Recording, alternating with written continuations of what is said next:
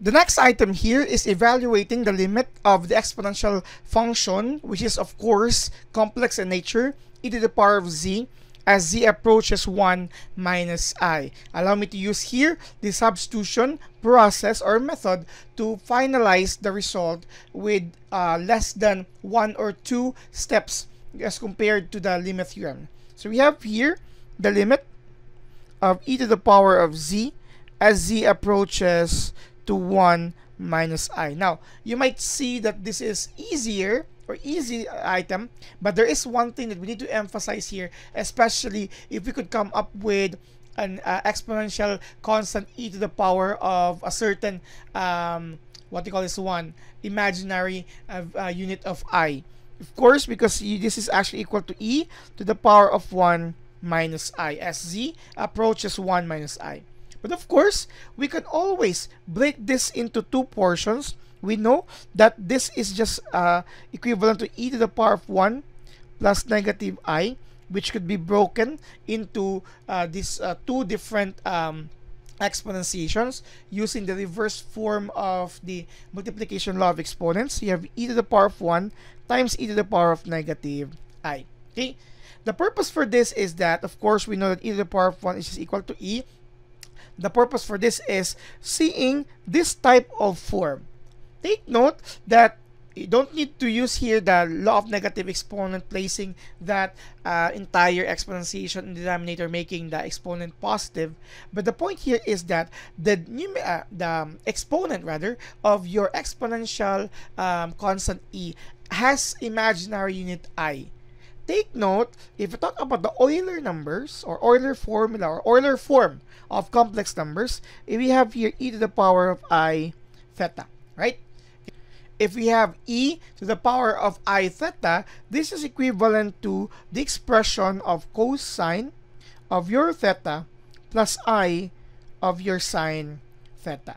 That is the equivalent form of e to the power of I theta. And take note, if we have a certain r here, we could of course multiply this by r, because r could be equivalent to the certain modulus, okay, of the given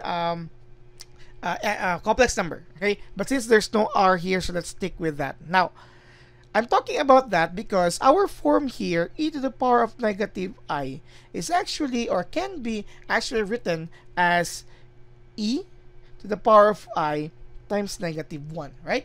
Because that is actually the representation of, or factoring I to get in our negative I. That would mean that if I is given to be a factor, this is equivalent to your theta. Okay, so if that is equivalent to your theta, you can of course express this form into this form here, considering that your theta is actually equivalent to a negative value. That is now equivalent to this form. Okay, so this is the equivalent to you will have here the cosine of negative 1, and you have here plus I sine of negative 1. Okay, so that is now equivalent to that expression. Now, you can now return that here. So you will have here times cosine of negative 1 plus I sine of negative 1. Okay, but we are not done yet. Okay, that's the reason for this to appearing in this playlist is for us to also take a short review on if we have here cosine of negative angles, sine of negative angles. If you can still remember, for trigonometric functions, we have equivalent forms if our angle form are actually negative. So if you have here, allow me to take note of them here. So if you have here cosine of a negative, let's say theta, we know that this is just equivalent to cosine theta, which is true not just for complex numbers, but of course in the general form of real numbers or functions with real numbers. If you have here the cosine of any negative angle, it's just equivalent to the cosine of the positive angle. As for our sine, okay, of a negative angle, again, the angle here is negative 1. It's not a complex number, so it's a negative 1. this is equivalent to negative of your sine theta.